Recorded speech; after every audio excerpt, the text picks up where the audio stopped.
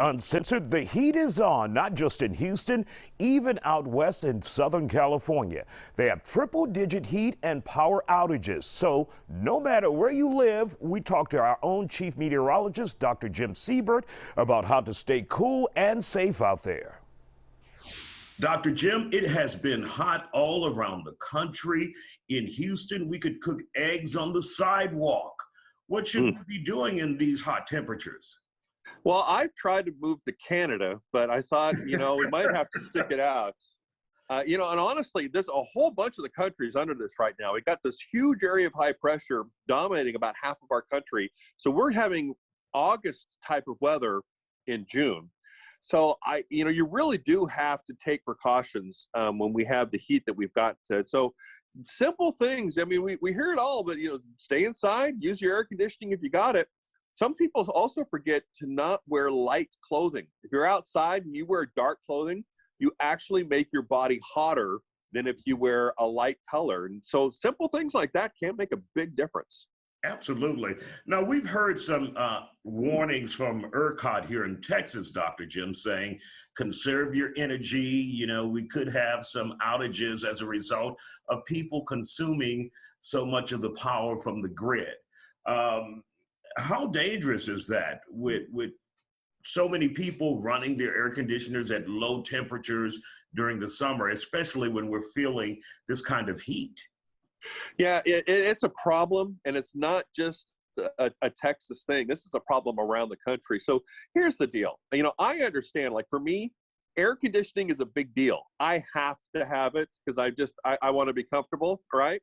So, okay, so if I do that, I make sure I'm not using the other things. So I am not washing clothes or running the dryer or running my dishwasher.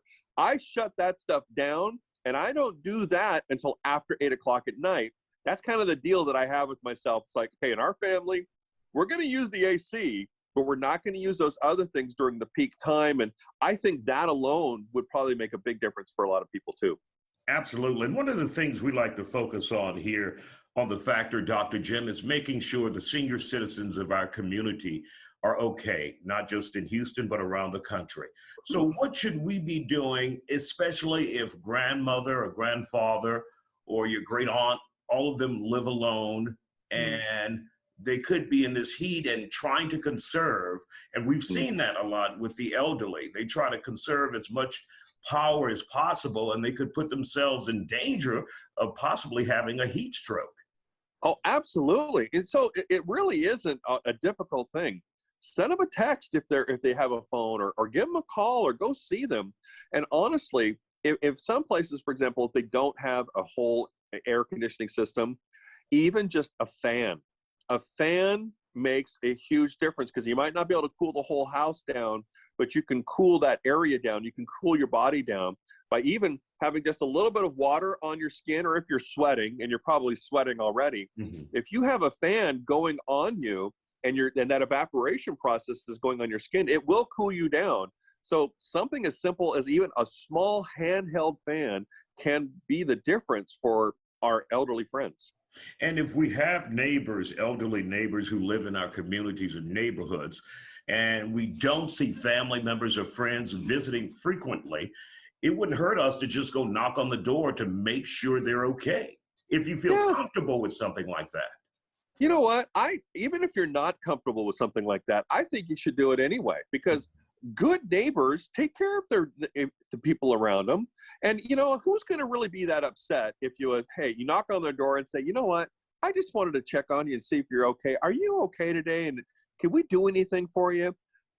Who's going to not like that, right? Absolutely. And then if you bring cookies, come on over to my house. Come on, say hi, check on me, bring me some cookies, and make it fun. So it doesn't have to be a big deal. It should be a fun deal to take care of each other.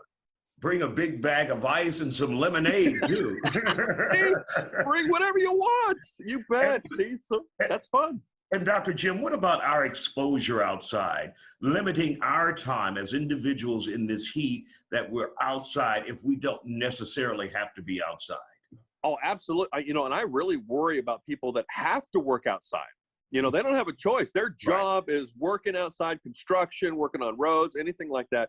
But, for anybody, okay, and this is true for anybody, if you are outside and you're thirsty, you are already behind. You are already dehydrated, because if you're thirsty, your body's already saying you need to catch up.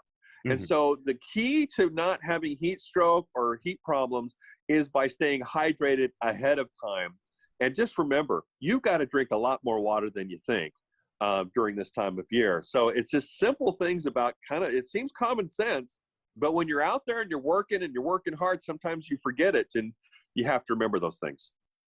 I just stepped outside for a second, and it's 73 degrees, really nice outside. Enjoy it while you can.